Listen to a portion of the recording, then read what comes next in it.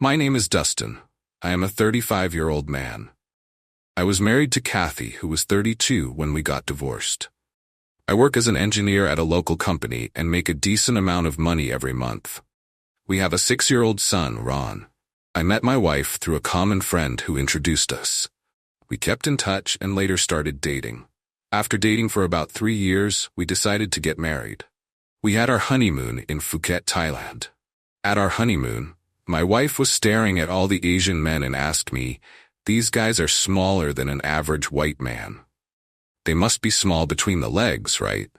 I took that as a silly question and laughed it off. Kathy was always the one into fitness. She used to regularly visit the gym and try to stay fit. When Kathy was pregnant, I took extra care of her. I used to cook at times, feed her in bed. I tried my best to pamper her during her pregnancy, as my mother told me that I needed to keep her happy for the baby to be a bright one. Once Ron was born, I knew it was time for me to start pushing myself at work, as now I needed a ton of money. Once Ron was 5 years old, Kathy started to go to the gym as she wanted to lose the fat she gained during her pregnancy. This is where my life took a turn for the worst. In 2 months, Kathy had lost almost 20 pounds, and I was shocked at her transformation. I used to see her get better every day but did not realize the amount of weight that she lost was that high. I asked her what the secret for the weight loss was. She explained that she was now training martial arts, and that helped her lose weight. I was inspired and decided to go back to my old gym that I used to train at. I started training, and after a few months, I too was getting physically better, but I was not losing weight like my wife. One day, I asked my wife if I could come train with her trainer and lose some weight. She was a bit taken aback and stated that the batch was full and they were not taking any more trainees. I was a bit shocked and brushed it off and did not put a lot of thought into it. A few days later, I was leaving for home when the front desk lady asked me to wait. She told me that some guy came looking for me. I asked if that guy left a message. She said no. I asked what he looked like. She said that it was an Asian guy with a tattoo on his neck. I brushed it off, as I did not know any such guy.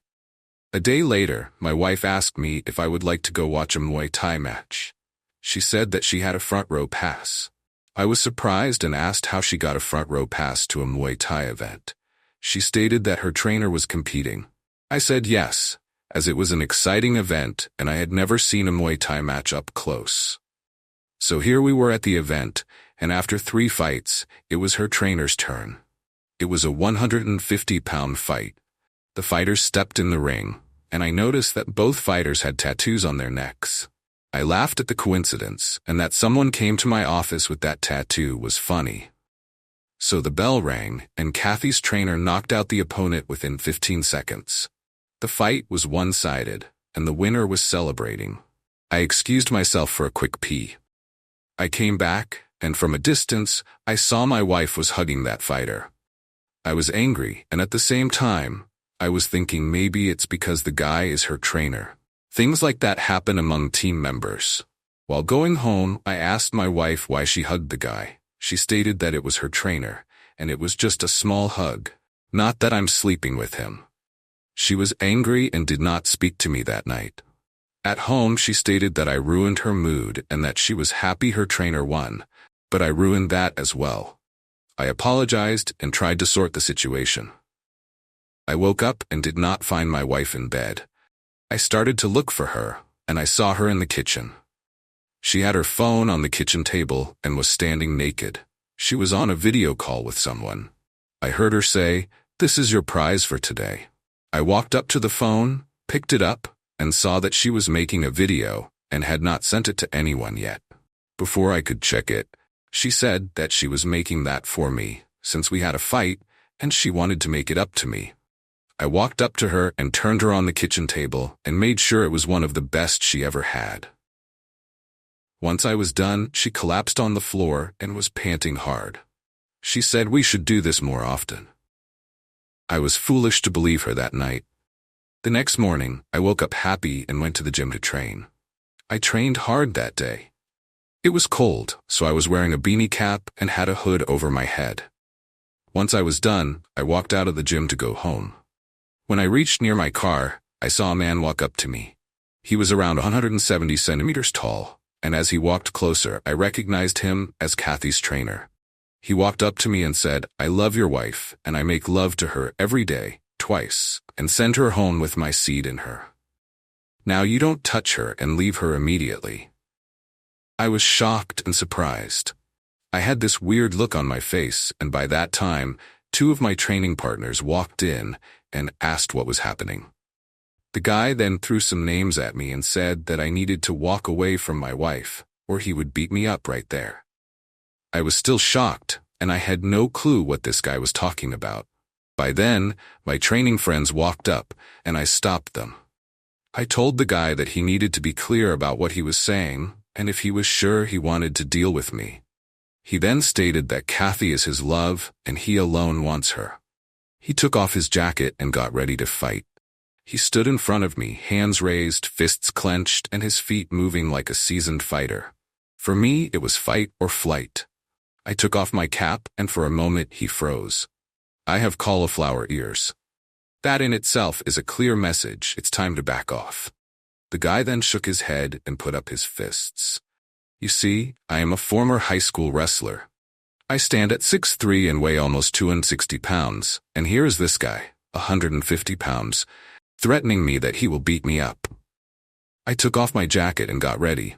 He threw a punch at my face, and it cut me over my eyebrow.